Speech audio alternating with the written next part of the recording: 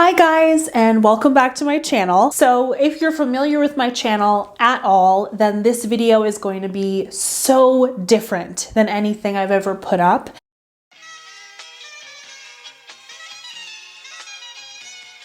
I don't believe that you need to have a ton of fancy equipment in order to make a good video.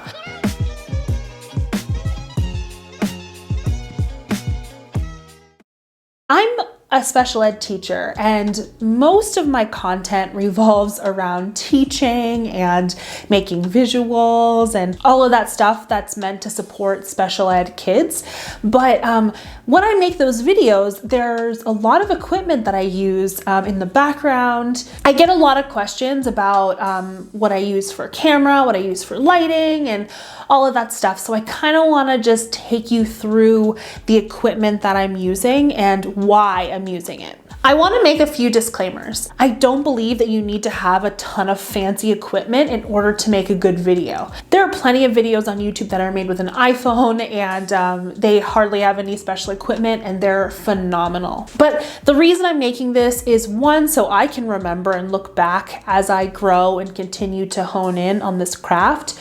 But two, to help other teachers that might want to start a YouTube channel or people who already have started and they really want to be able to step up some of their videos. Being a teacher is my career and it's something that I'm really passionate about, but I was finding that teaching wasn't enough for me because I needed a creative outlet. I'm definitely more of a creative person, so having my YouTube channel that kind of enhances my passion of teaching and helps others is like a beautiful way for me to combine both. And I just feel better when I'm able to create. So let's jump into it. What have I been using? I think my number one thing is the camera, and I just use a simple Canon M50. It's a mirrorless camera. It's so lightweight. I like carrying it around with me. I'm able to vlog. I'm able to see myself. I think the quality is pretty decent for what I'm trying to do. Hey guys, it's Braylon, editing in the future, and I want to make a quick disclaimer. The M50 can be expensive, but I did find it on sale and I waited as long as possible before I purchased it. And two, again, I don't think that it's necessary to have this camera or this lens. I think you can do it with your iPhone. And I want to make this clear and punch this at you in your face that you do not need a fancy camera and you can totally do YouTube without it. Anyway, love you guys. Enjoy the rest of this video. I use a couple lenses. I use my kit lens and I also use a 50mm. It just depends on the shot that I want and yeah, where I am, the light that I have. I think the second most important thing for me is lighting. And so I have a bunch of different lights and all of them cost me no more than $30 or $40. I have two lights that I got at Walmart for like $5 or $10 each. They're just those like aluminum, I don't know how to explain them. I'm gonna show them. I can't remember the name of them, but I also bought really cheap bulbs to go in them. And I really wanted them to have more of like a yellow hue. And so I kind of bought like the 99-cent bulbs and they work so well when it comes to illuminating the background. If you put in a stark white bulb, you can just cut up a white sheet and cover the front of it with a rubber band. And then you kind of have a very diffused light that you can use. It's not the best, but it's much better than using like a lamp or something like that. I also love to use the natural light that comes through the window. So if that's what you're using, then good job. I also ordered about 3 big like studio lights and I got them off Amazon. A pack of 2 was like $35 and I love them because I can control the lighting. And where I am right now is my filming room, which I will film a tour of that next week because I have to rent this space out. I live in the city and I just don't have the space to film. I don't have like an additional office, so stay tuned for that video.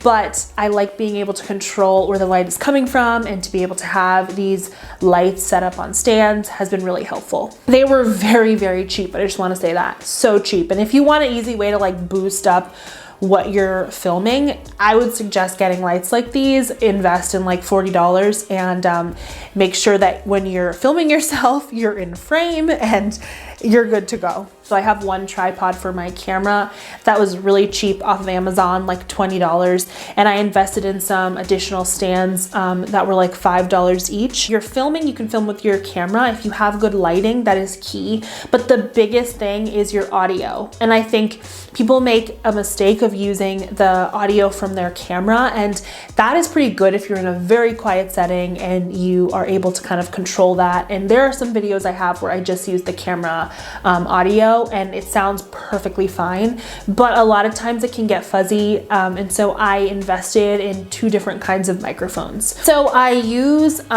lavalier mic that I got from Best Buy. It was probably about $50, so that is a little bit more expensive than most of the other things that I've been using. But I also ordered a microphone off of Amazon that connects to my camera up top.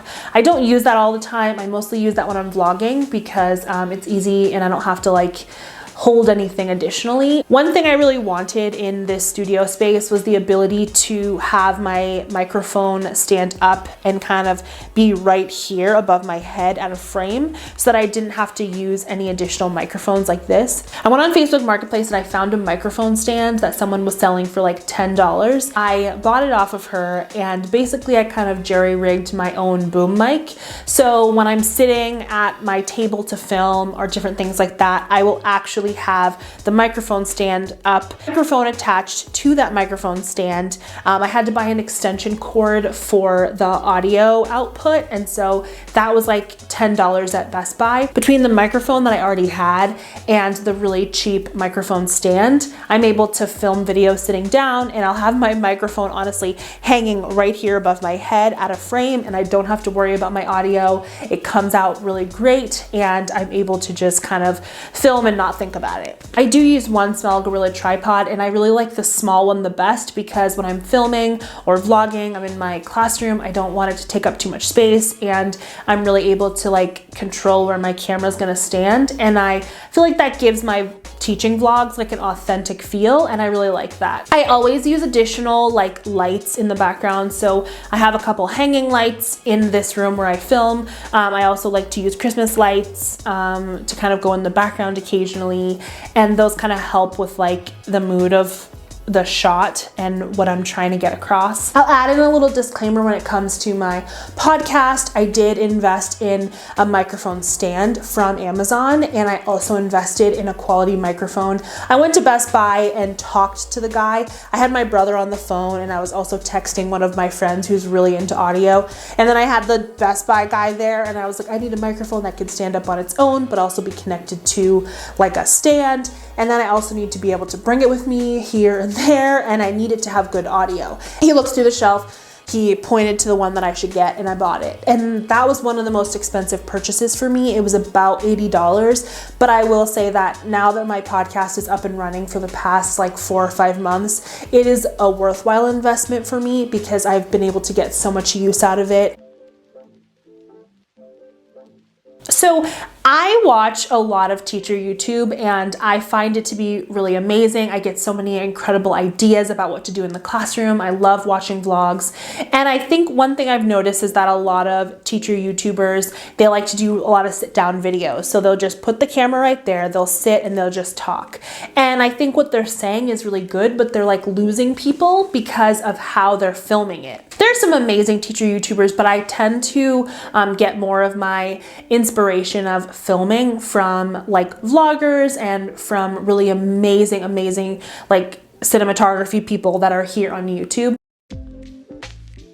I'm going to show a couple of examples of ways to just kind of make the frame or make the shot like slightly better. A few things to note if you're interested in starting a teacher YouTube channel. One would be to make sure your background has something different in it every once in a while. And usually people's thumbnails tend to be the same each time, but also I would say adding in something spicy to a thumbnail every now and again to make sure that your thumbnails are kind of different. People will be able to distinguish between the thumbnails when they're scrolling through your channel. A quick thing to note, and I'm gonna definitely get out of frame for a second and the lighting's gonna be all off, but a lot of YouTubers I see, they're filming, oh my gosh, this is a train wreck.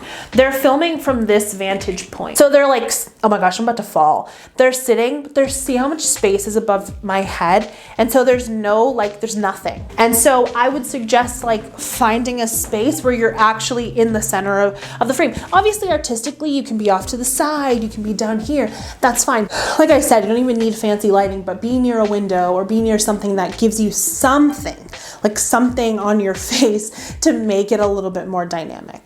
Mwah, love you guys. I guess the last thing I'll say, I kind of already made this clear at the beginning, but this channel is a hobby and I really enjoy doing this because it brings me a lot of relief and it's a creative outlet. I don't ever want this to be my job. I don't ever want to hustle my butt to a point where I will give up teaching, because the whole essence of this channel is the teaching and is my full-time job. And so I have no interest in making this into something bigger. But what I do care about is being able to disseminate information regarding special ed, regarding different services and different ways to support students. I want that information to be easily accessible, and I want it to be in a visual format where everyone can understand.